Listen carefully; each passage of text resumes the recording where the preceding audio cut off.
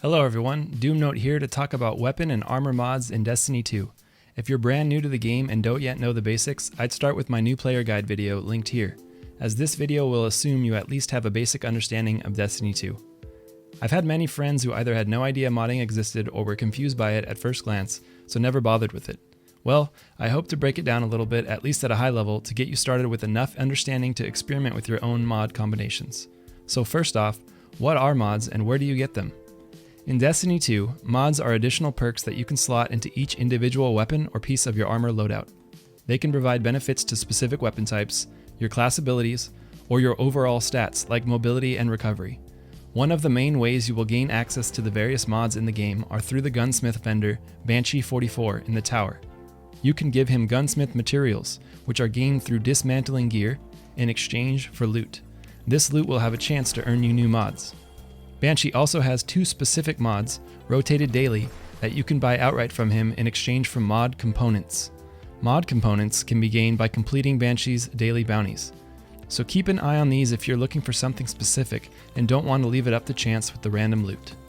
Other mods in the game will only be earned by completing certain activities, such as the menagerie or specific raids. Okay, so now that we know where to get mods, how do they work? First, let's look at weapon mods. By right-clicking on your weapon, you will open up the Details page. Mouse over the blank box at the bottom and you will see your available weapon mods. You can slot one in for the low price of 500 Glimmer, and the best part is they are reusable, meaning you can switch them out to your heart's content, assuming you have the Glimmer, and not have to worry about losing them or reacquiring. It's completely normal to switch mods often, depending upon what activity you're doing. You can read the description for each weapon mod and experiment with what works best for your playstyle or what activity you're doing.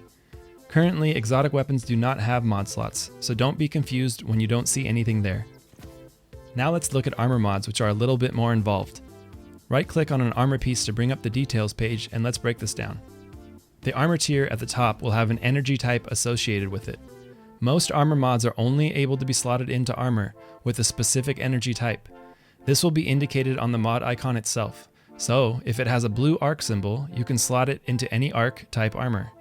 Other mods are general, meaning they can go on any armor, regardless of the energy type, and they will have no energy icon on them.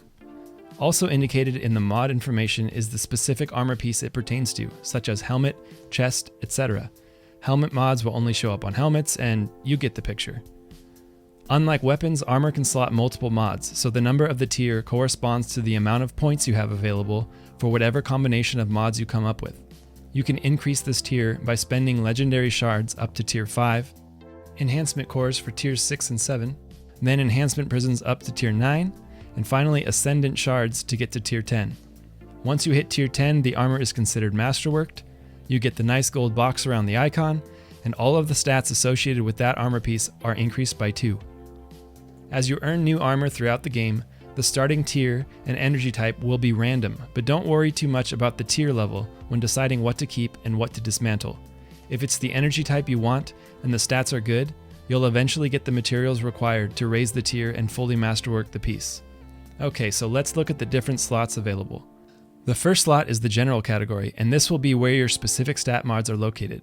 For example, recovery mod will increase the recovery of that armor piece by 10. Mobility will increase mobility by 10, and so on. As you can imagine, throwing recovery mod on all of your armor pieces will give you an overall recovery increase of 50, and the difference between, say, 50 recovery and 100 recovery is pretty significant. You can play around with different combinations to see what feels good for you and your playstyle. Explore the other available slots and you will find various modifications to your weapons like enhanced aiming, meaning more generous hitboxes and bullet magnetism, ammo perks to increase the chance of special or heavy ammo dropping, or class ability modifiers like increased grenade throwing distance or decreased cooldowns. One thing to note is that each energy type has specific themes when it comes to the weapons associated with it. Arc energy armor will have all of your bow, pulse rifle, sword, shotgun, and machine gun mods. Void energy will have your hand cannons, sniper rifles, scout rifles, sidearms, and grenade launchers. Finally, solar energy will have your auto rifle, SMG, fusion rifle, and rocket launcher mods. So, as you can see, Void armor can be very popular for PvP players who like to use sniper, hand cannon loadouts, or Arc armor for PvE players like myself who love machine guns and want to keep the ammo flowing. Now that we generally understand armor mods, I'll touch on one more thing that I didn't want to mention earlier and possibly make things too confusing. So let's take a look at the artifact. This is an item in your loadout that you receive at the start of each season and will be where you unlock specific seasonal mods for both your weapons and armor, as well as providing a boost to your overall light level. The mods here are only around for the season, but can be slotted in regardless of energy type. Your artifact is upgraded simply by gaining XP. So just play the game, complete bounties, and you will slowly upgrade your artifact and open up all of the mods for purchasing. You will be able to have a total of 12 mods active from the artifact. Once you've chosen all 12, if you end up wanting a different combination, you can reset the artifact for a hefty price of glimmer.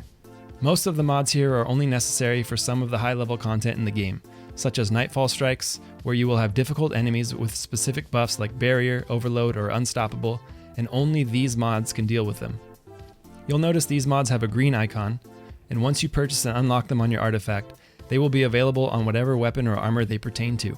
For example, we can see the anti-barrier mod here applies only to bows, scout rifles, and pulse rifles. So once we unlock it, we can go over to a weapon of that type and see the mod is available to be slotted in. Same goes for armor. We can see here the Molten Overload mod is a chest armor mod, so we go over to our chest piece and see the Molten Overload is available to be slotted in.